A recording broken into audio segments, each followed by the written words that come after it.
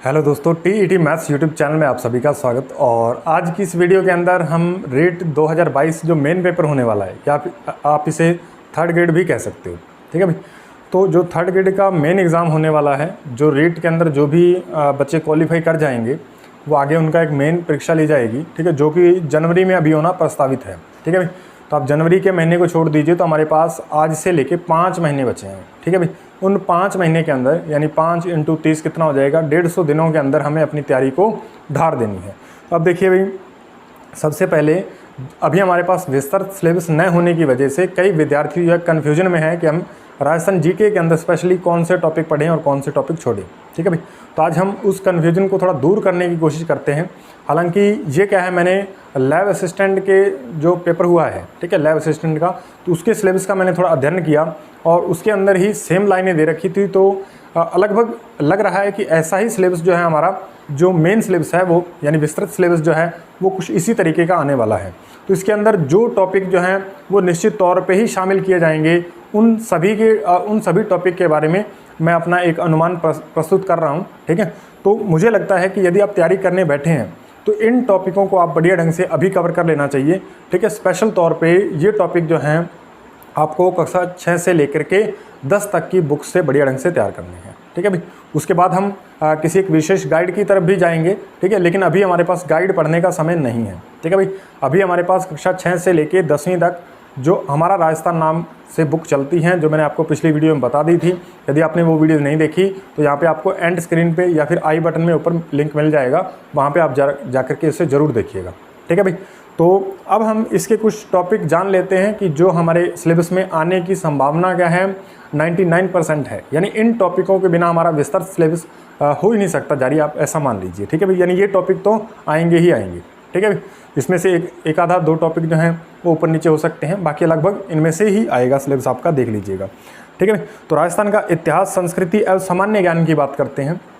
इस वाले पोर्शन के अंदर हम भूगोल का पोर्शन बाद में देखेंगे, पहले हम इतिहास, संस्कृति और सामान्य ज्ञान के बारे में बात करते हैं। इसमें कौन कौन से टॉपिक आ सकते हैं जो हमें अभी पढ़ने हैं। बाकी जो और भी इसके अंदर कई टॉपिक होंगे, लेकिन वो विस्तृत सिलेबस आने के बाद ही हम उस पर डिसीजन लेंगे कि हमें क्या क्या चीज़ें पढ़नी है और, ठीक है भाई। कम से कम ये टॉपिक जो है वो आपको बढ़िया ढंग से तैयार कर लेने हैं, ठीक है भाई। तो देखिए, पहला टॉपिक जो है वो राजस्थान के इतिहास के प्रमुख स्रोत, ठीक है भाई। राजस्थान का इतिहास जानने के जो प्रमुख स्रोत हैं उनके बारे में हमें पढ़ना है कि राजस्थान का इतिहास के स्रोत क्या क्या रहे हैं, ठीक है भाई। तो ये टॉपिक जो है बिल्कुल आपके सिलेबस में 100% आने वाला है। उसके बाद देखिए, राजस्थान की प्रमुख प्रागैतिहासिक सभ्यताएं, ठीक है। तो राजस्थान के अंदर जो जो सभ्यता स्थल हैं वो भी आएंगे। तो ये टॉपिक भी आपको बढ़िया ढंग से, इसको बढ़िया ढंग से अभी तैयार कर लीजिए। कक्षा 10 की बुक में बहुत अच्छे से डिटेल में टॉपिक दे रखा है, तो वहाँ से आप इसे जरूर कीजिएगा। राजस्थान के प्रमुख राजवंश एवं उनकी उपलब्धियाँ, ठीक है भाई। तो राजस्थान के अंदर जो जो राजवंश हुए हैं उनकी उपलब्धियाँ, ठीक है, उनके बारे में हमें पढ़ना है। उसके बाद महत्वपूर्ण किले, स्मारक एवं संरचनाएं, ठीक है भाई। किले और दुर्ग हमें पढ़ने हैं, ये भी मोस्ट इंपॉर्टेंट है, यहाँ से भी ये हमारे सिलेबस में भी आएगा, ठीक है भाई। धार्मिक आंदोलन पढ़ने हैं और लोक देवी और देवता, ठीक है। लोक देवी और देवता ये तो लगभग आएगा ही टॉपिक, ठीक है भाई। 100% कन्फर्म है, ये ऐसे टॉपिक आएंगे। किले हैं, ठीक है, लोक देवी देवता हैं, ठीक है, ये आएंगे। उसके बाद मेले, त्योहार, संगीत, लोक नृत्य, वाद्य यंत्र एवं आभूषण, ठीक है भाई। ये सारे टॉपिक भी आपको देखने को मिलेंगे और यहाँ से क्वेश्चन भी आते हैं, ठीक है। लगभग क्या है, हर एक एग्जाम में क्या है, मेले त्योहार से संबंधित, ठीक है, और लोक नृत्य से, और वाद्य यंत्र, ठीक है, आभूषण से। आभूषण जो टॉपिक है ये बहुत फेमस चल रहा है, यहाँ से क्वेश्चन हर एक एग्जाम में आता ही आता है। तो आभूषण वाला टॉपिक जो है ये भी कक्षा 10 की बुक में बहुत विस्तार से बढ़िया ढंग से दे रखा है, वहाँ से आपको बढ़िया ढंग से इसे भी क्लियर करना है। उसके बाद ऐतिहासिक पर्यटन स्थल, ये टॉपिक भी आपको देखना है। उसके बाद राजस्थान का एकीकरण, ठीक है, राजस्थान का एकीकरण का जो प्रोसेस है वो हमें बढ़िया ढंग से उसको क्लियर करना है, बढ़िया ढंग से पढ़नी है। तो ये तो हमारे पास थे राजस्थान का इतिहास, संस्कृति और सामान्य ज्ञान के कुछ बढ़िया से टॉपिक जो हमें अभी से तैयार कर लेने चाहिए। बाकी विस्तृत सिलेबस आएगा, उसके अंदर जो और नए टॉपिक होंगे हम उनको भी तैयार करेंगे, लेकिन हमें कहीं देरी ना हो जाए, ये हमें टॉपिक पहले से थोड़े तैयार रखने पड़ेंगे, क्योंकि सिलेबस जो है वो थोड़ा विस्तृत सिलेबस आपका होने वाला है। उसको पढ़ने के लिए हमें ये समय पर्याप्त है, लेकिन जब हम अभी से यदि कुछ चीज़ें पढ़ के चलें तो, ठीक है भाई। सिलेबस आने में अभी कम से कम 10 से 15 दिन का समय जो है वो लगना ही लगना है, ठीक है। इसलिए आपको ये तैयारी जो है इस दौरान आपको जारी रखनी है। उसके बाद देखिए, राजस्थान के भूगोल के अंदर स्थिति एवं विस्तार, ठीक है, स्थिति और विस्तार के बिना तो भूगोल हो ही नहीं सकता, तो स्थिति एवं विस्तार तो ये टॉपिक आएगा ही आएगा, ठीक है भाई। राजस्थान के संदर्भ में आपको पढ़ना है, ठीक है। उसके बाद मुख्य भौतिक विभाग, ठीक है, मुख्य भौतिक विभाग के अंदर आपको पढ़ना है मरुस्थलीय प्रदेश के बारे में, अरावली पर्वतीय प्रदेश के बारे में, मैदानी एवं पठारी प्रदेश के बारे में आपको पढ़ना है, ठीक है भाई। तो ये सारे टॉपिक जो हैं ये लैब असिस्टेंट के भी एग्जाम में दे रखे थे और हमारे भी एग्जाम में यही टॉपिक आएंगे, आप देख लीजिएगा जब विस्तृत सिलेबस जारी होगा तो, ठीक है भाई। और उसके बाद देखिए आप अपोहा तंत्र, ठीक है भाई, यानी राजस्थान के अंदर नदियाँ, झीलें, अपोहा तंत्र उनका पढ़ना है, कहाँ से लेके कहाँ तक नदियाँ जाती हैं। उसके बाद जलवायु, राजस्थान की जलवायु आपको विशेष तौर पे बढ़िया ढंग से तैयार करनी है, आएगा बिल्कुल 100% कन्फर्म है। वन्य जीव संरक्षण, ठीक है, ये आपको बढ़िया ढंग से, ये भी टॉपिक बढ़िया ढंग से क्लियर करना है। पर्यावरणीय पारिस्थितिकीय मुद्दे, ठीक है, पर्यावरण और पारिस्थितिकीय तंत्र से जुड़े हुए मुद्दे जो हैं उनको भी हमें पढ़ना है। और कृषि जलवायु प्रदेश एवं फसलें, ठीक है, तो कृषि जलवायु प्रदेश कौन कौन से हैं, ठीक है, वहाँ पे कौन कौन सी मुख्य फसलें होती हैं, इनके बारे में भी हमें पढ़ना है। और ध्यान रखिएगा ये जो अभी हम सिलेबस जो पढ़ रहे हैं कक्षा 6 से लेकर 10 तक की किताबों को फोकस रख के, ठीक है, ये जो हम तैयारी कर रहे हैं वो कक्षा 6 से 10 तक की किताबों को मद्देनजर रख के कर रहे हैं, ठीक है भाई। और उसके बाद हम किसी गाइड यदि आपके पास है सेकंड ग्रेड वगैरह की, या आपने कोई पहले गाइड एक ला के रख रखी है जो आप पुराने एग्जाम में पढ़ते आए हो, ठीक है, जैसे अभी वीडियो का एग्ज़ाम हुआ है या फिर आपने लैब असिस्टेंट दिया है, तो वो आप सिलेबस का दोहरान कीजिए, बहुत आपको फ़ायदा होने वाला है। नेक्स्ट आप देखिएगा, उसके बाद जो है कृषि जलवायु प्रदेश एवं फसलें आपने पढ़ लिया।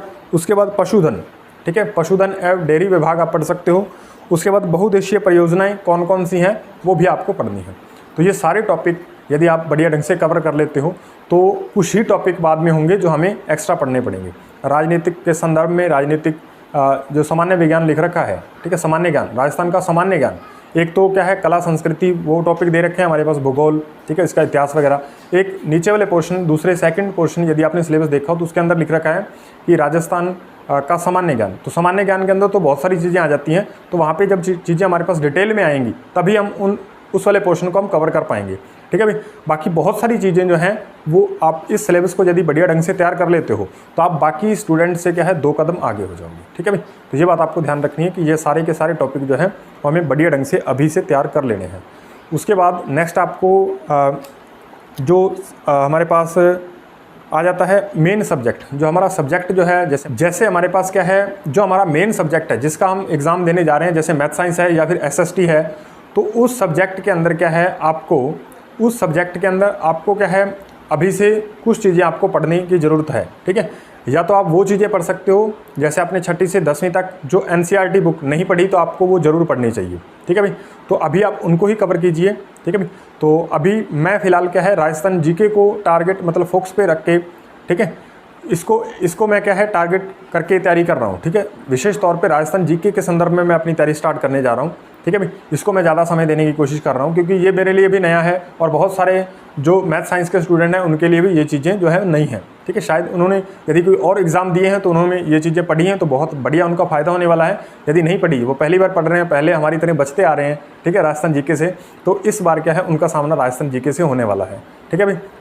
तो इसलिए क्या है हमें अपने परिवेश, हमें अपने राज्य के बारे में बढ़िया नॉलेज होनी चाहिए, पता होना चाहिए। तो हमें क्या है वो चीज़ें विस्तार से पढ़ने की ज़रूरत है, ठीक है भाई। और हम पढ़ेंगे और निश्चित तौर पे क्या हम बढ़िया भी करेंगे। तो अभी से क्या है आपको ये 2 चीज़ें तो आपको लेकर के ही चलनी है। एक तो सब्जेक्ट आपका हो गया 6 से 10वीं, ठीक है।